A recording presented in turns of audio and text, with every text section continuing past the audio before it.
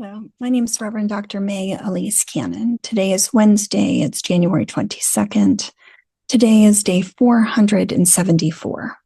Haaretz, the Israeli news outlet, has been counting the days since October 7th, 2023.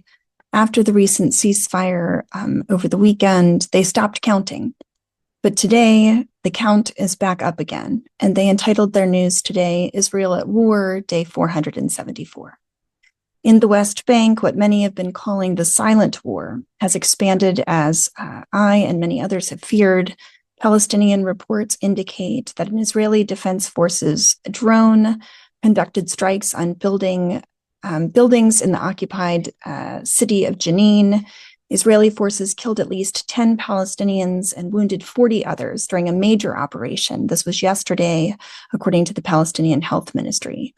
Netanyahu, the prime minister of Israel, said the operation targeted Iranian-backed militants, and so escalations in Jenin continued. Suspected Jewish settlers attacked Palestinian villages in the occupied territory on Monday. According to officials, the Palestinian Red Crescent said at least 21 Palestinians were injured.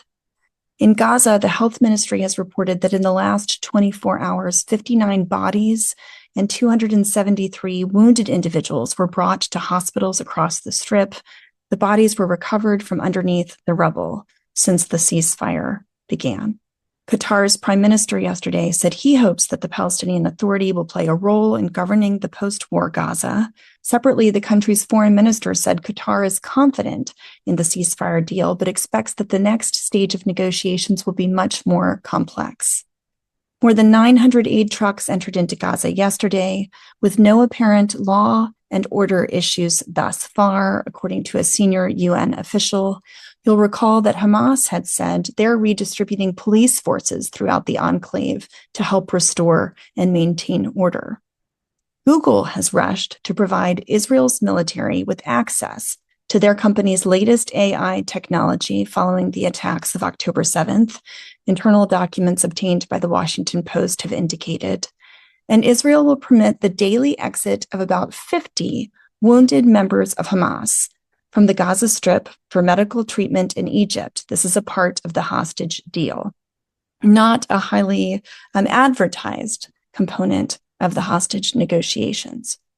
Palestinian media reported today that Hussein Fayyad, who's the commander of Hamas's Beit Hanun battalion, he was spotted in a film in northern Gaza. This follows the IDF's announcement last year that he had been killed. And a Moroccan U.S. green card holder stabbed 4 people in Tel Aviv before he was shot dead by Israeli police yesterday. This was the second such attack in 3 days in Israel. Israel's military chief of staff, this is Lieutenant General Herzi Halevi. I talked about this yesterday, said that he's going to resign in March over the IDF's failure to prevent the attacks of October 7th. Shortly afterward, the chief of the IDF's South Command, their Southern Command unit, also announced that he will be stepping down. And Netanyahu's coalition voted down the establishment of a state commission of inquiry into the October 7th attack. You'll also recall that after the ceasefire was agreed to, Ben-Gvir's party, this is Atzma Yahadut, the Jewish power, left the government coalition. It then put forward a bill in the Knesset in Israel to annex the Jordan Valley. Today, that bill failed 32 to 56, but that was because the Netanyahu coalition's leadership opposed its passing. The mechanics show a terrible trend for the direction of peacemaking. The next generation of Israeli leaders across the political spectrum, from Yesh Atid to the remnants of the Labor Meretz Party to the left of the Likud, religious Zionism, Israel Beitenu on the right, they seek a victory solution for Israel regarding the Palestinians. And human rights has fallen to the wayside. So it's important to note that the idea of punishing Palestinians, often through the confiscation of land, is an idea that's increasingly held. So annexation has become increasingly popular. The idea of annexing particularly parts of the West Bank has widespread popularity among the next generation of leaders, particularly those in their 40s and 50s across the political spectrum. Even though this bill did not pass on this go-around, annexation is not off the table in the future. In terms of negotiations, there's long held been a conversation about the possibility of Saudi normalization, and that being in exchange for a pathway to a Palestinian state. So in response to a question to the lawmaker Oded Forer concerning the possibility that Israel had given guarantees for the establishment of a Palestinian state in exchange for a normalization deal with Saudi Arabia, Minister Ron Dermer said there isn't any such promise regarding the establishment of a Palestinian state, none at all. In terms of Syria, French investigators on Monday issued an arrest warrant against Assad for suspected complicity in war crimes, and the Islamic State has already attempted 2 attacks on prison-holding IS fighters in North Syria since Assad was overthrown. The U.S.-backed Syrian Democratic Forces announced, according to Kurdish officers, SFD is opposed to handing the prisons over to Syria's new Islamist rulers. Iraqi lawmakers yesterday passed a law that opponents have said would effectively legalize child marriage, AP News reported.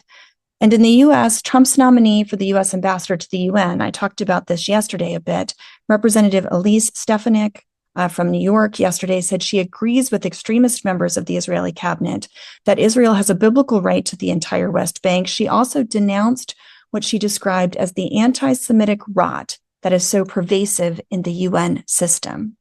2 American citizens have been released from Afghanistan as a part of a U.S. Taliban prisoner swap deal. Their families announced yesterday, and Trump's Middle East envoy, Steve Witkoff, said in an interview with Fox News that he would visit the Middle East as a part of an inspection team deployed in and along the Gaza Strip to ensure that the terms of the ceasefire are complied with.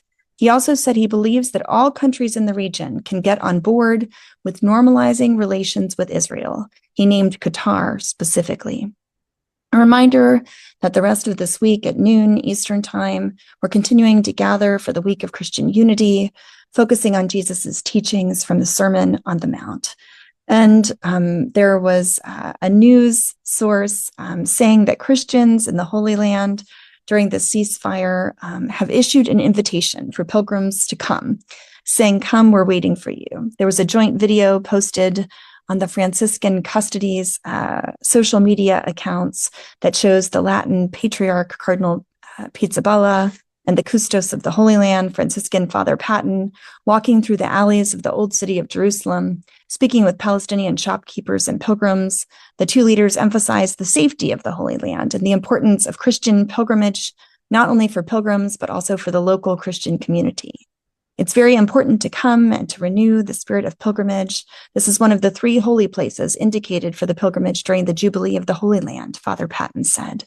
He's the Custos there, Franciscan. He said, "We're waiting for you because when you come as pilgrims to the Holy Land, our small Christian community feels that we're part of a great family. That's the great family of Christians, of the Catholic Church, of Christians living all around the world. And so please do not fear. Don't be afraid. Come, the pilgrimage is safe, and we are waiting for you." That's an update from today. May God go before us as we continue in our efforts towards peace. In the name of Christ, amen.